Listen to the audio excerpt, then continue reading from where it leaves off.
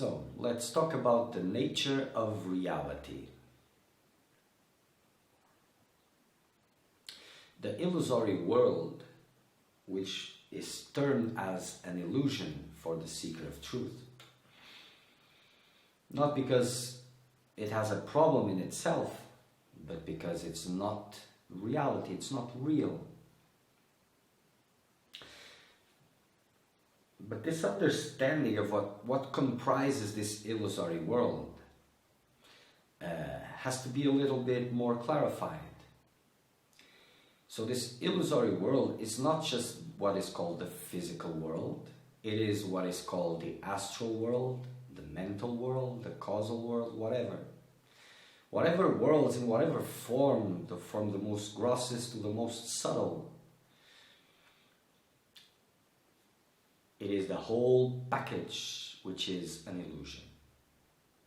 And to some there is this idea when the body dies, truth is discovered, so that these next planes of existence, these astral planes for example, that this will be the truth. And it is the same. It is the same. There is only one game being played, and that is to know who you are. Nothing else. And the game continues until you know who you are. Before that, it's just episodes after episodes after episodes. Changing circumstances, changing day after day, life after life, and what is called the between lives, whatever that means. Experience for the individual doesn't stop until identity is realized. It just changes circumstances. So the death of the body is just like letting go of an old rag. You take your shirt off, let it go to the ground. What has changed? Nothing. In circumstances, there's always change. In the form, there's always change. In the content, it doesn't change.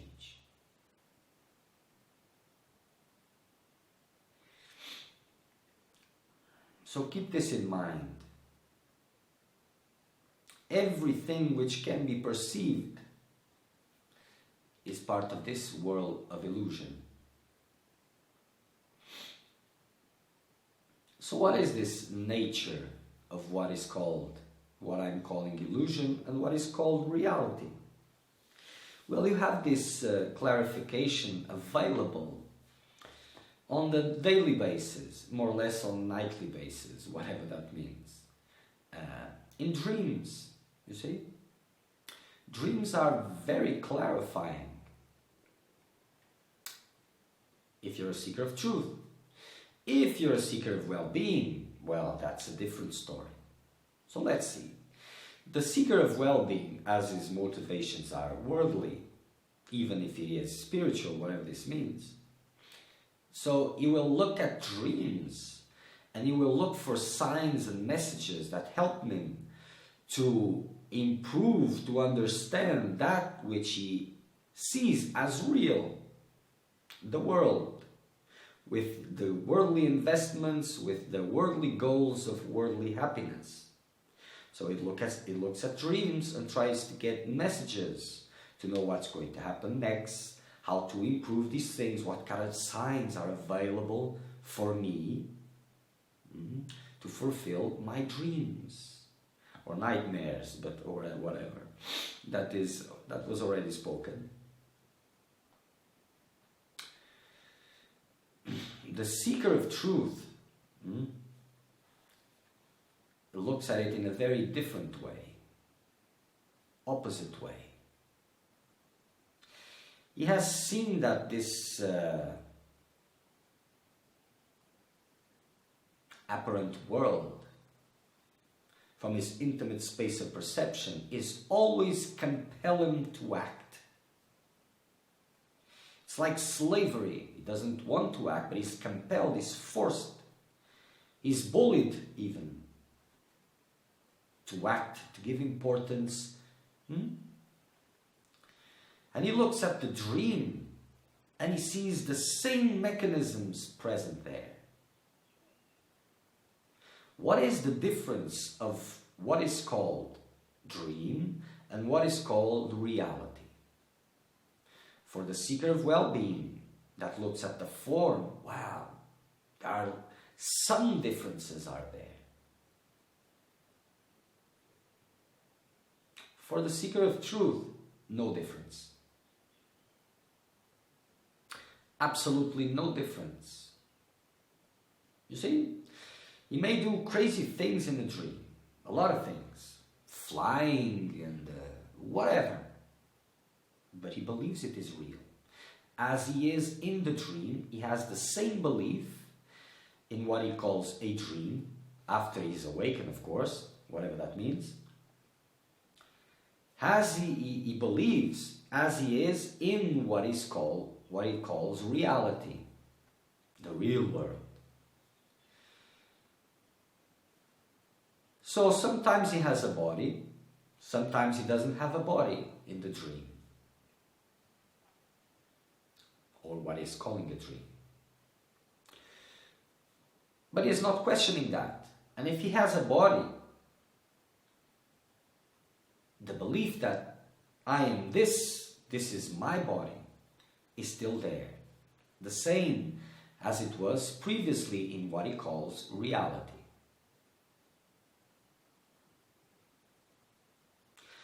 Whatever is there happening, he will engage as he engages in what he calls reality, not questioning that. There was no previous intentions in that dream. He just appeared there and he engages without questioning what is happening. As it is, in what he deems as reality.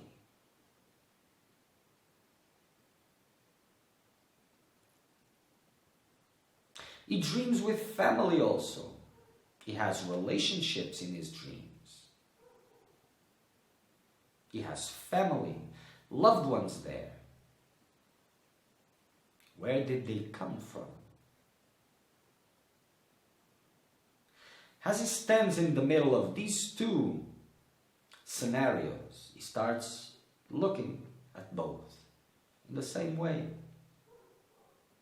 So all these loved ones, all these relationships, sons, daughters, beloveds,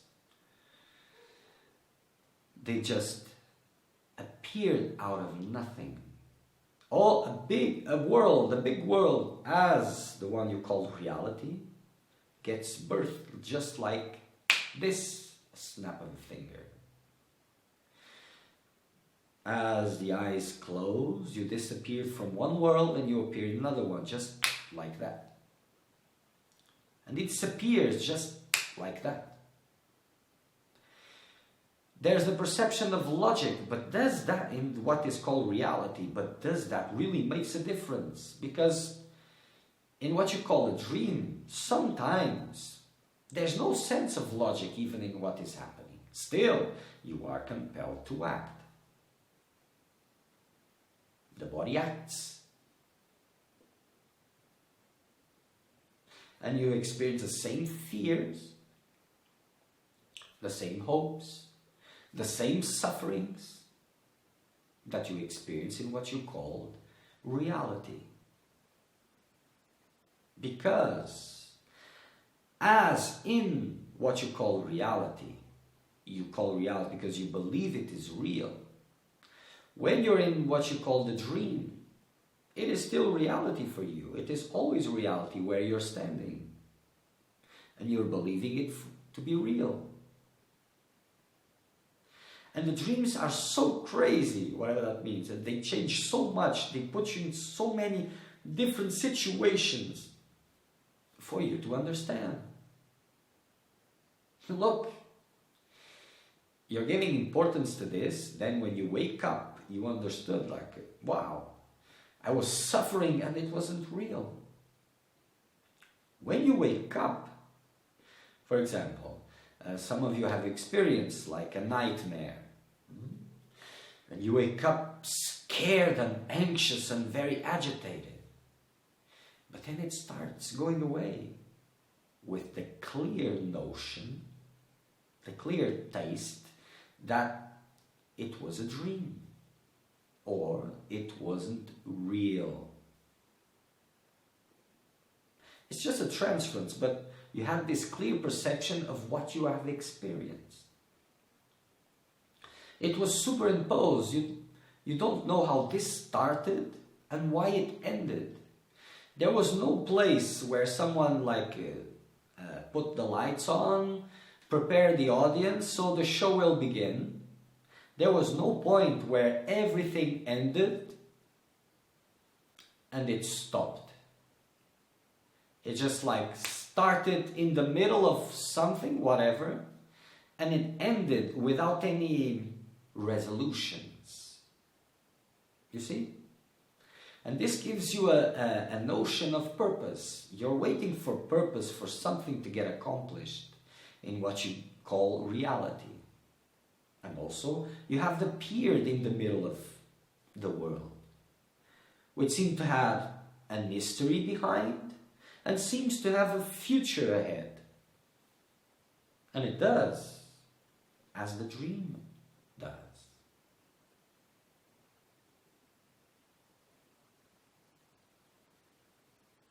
And it doesn't matter to go into theories about things. What is at your reach, your perception, this is the important one.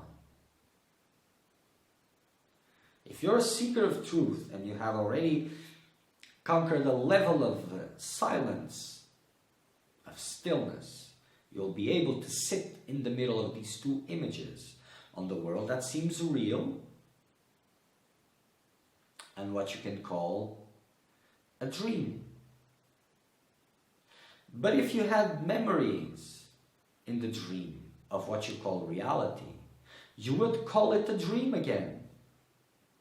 Because wherever you're standing, it seems always real. But it isn't. So when the dream came, what you call reality also disappeared. Poof! And when the dream disappeared, what you call reality, poof, appeared again.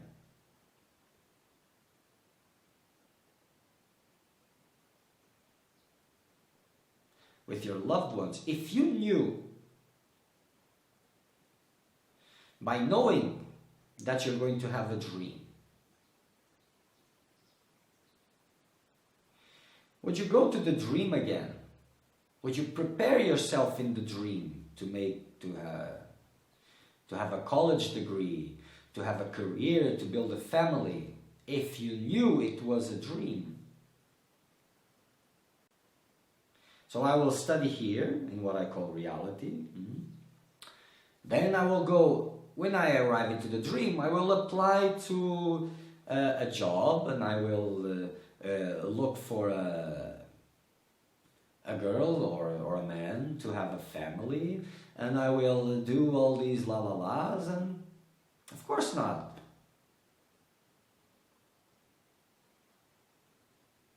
When you have a problem in the dream, and then you think you wake up, but okay, you wake up, and are you going to try to solve the problem you were having in the dream? No, you will dismiss it because it's not real.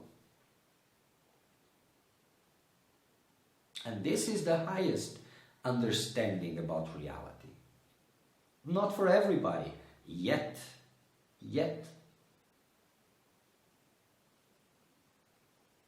And it's not such a long walk, depending on your determination, on your focus. Distraction is there, but clarification is also there. Depends on what you're looking for.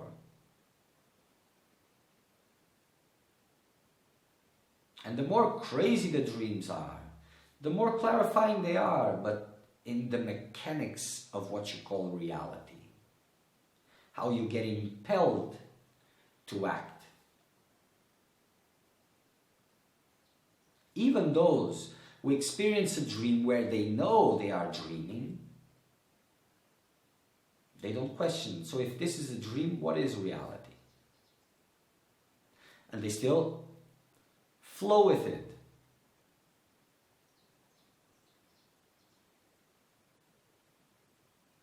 There are some plays that you can do in a dream when you become more aware and to test. So this is a dream, so I will do this and this, which I would never do if it wasn't. For example, or other tests.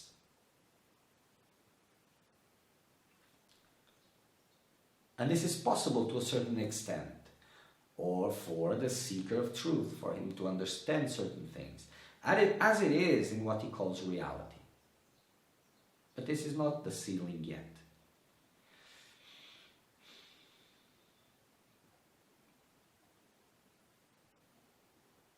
Because at the end of the day, nothing of this matters.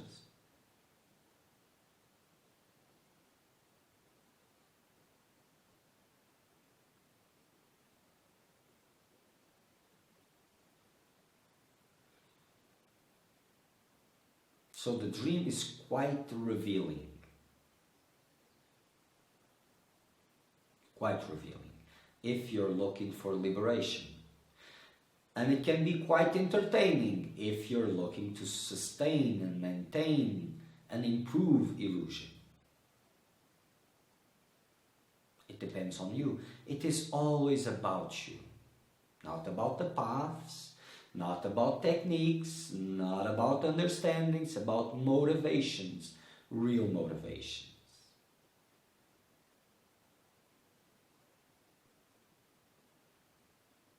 Eventually you will see that there is no difference, absolutely no difference from what you call a dream or from what you call reality.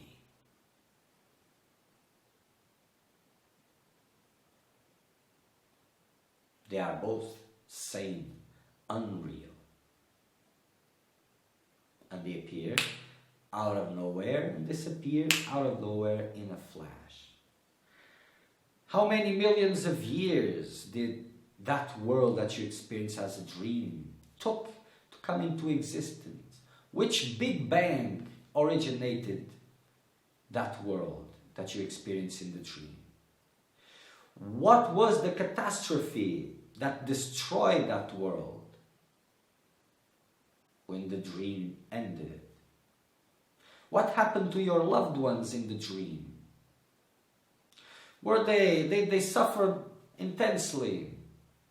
You don't care because it's a dream. And when you didn't know it was a dream, you cared, it was important. By knowing it is a dream, caring disappears. Not yet, it shifts to what you call reality now. But they are same in nature. One is revealing the other for you to understand that this is like just appearing in a screen because you are there. And all these things are distracting your attention from yourself, from who you are.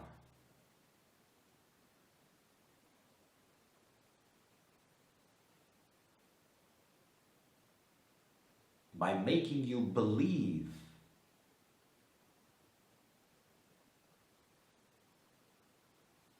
just creating mental beliefs to counter other mental beliefs makes no difference. I'm not the body. You'll have to see that you're not the body.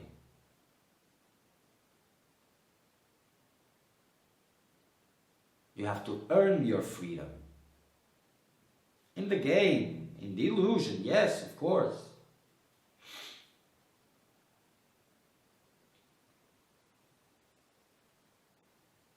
If you're falling down, whatever that means, being compelled through bodily needs, through emotional needs, through mental needs, then you have to earn your freedom. Understanding it's an illusion, it's first step. Then you have to stand by what you know. And as you are compelled, being pushed towards something, you have to affirm stillness.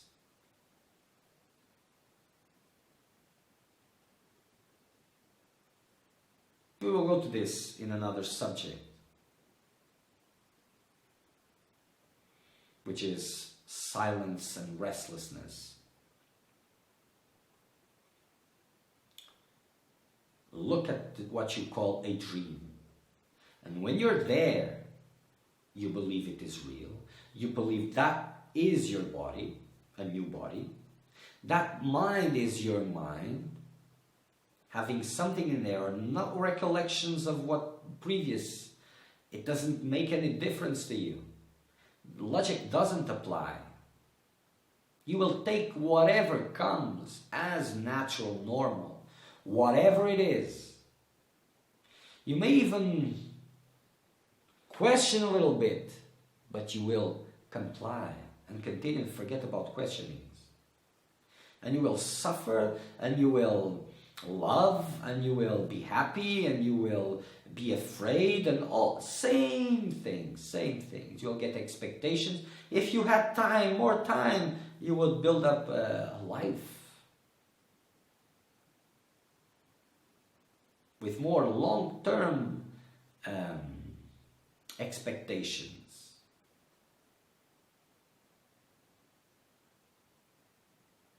If you had the time.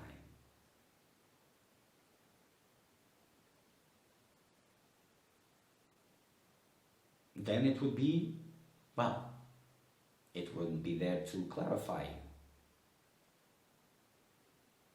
So it is short, sometimes very intense, always clarifying. Look at one, look at the other, on the core of it. Your beliefs about its reality, they are the same.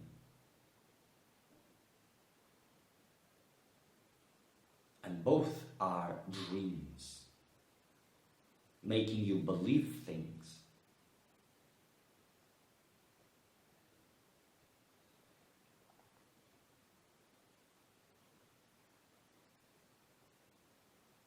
So when you're saying, oh, but do I have to abandon the world? Do I have to abandon the loved ones? Look, the loved ones in the dream. Do you think about them? You have abandoned them so many times. Do you think about them? Is there anyone for you to abandon? Is there anything to be abandoned? What is abandoning? Does it exist? Do you exist like that?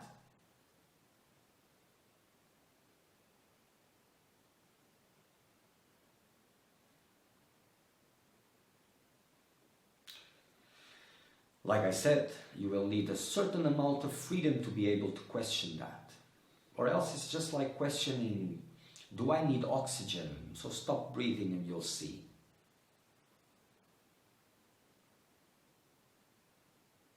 If you don't have a certain level of freedom to be able to conquer, if you have still too much dependencies,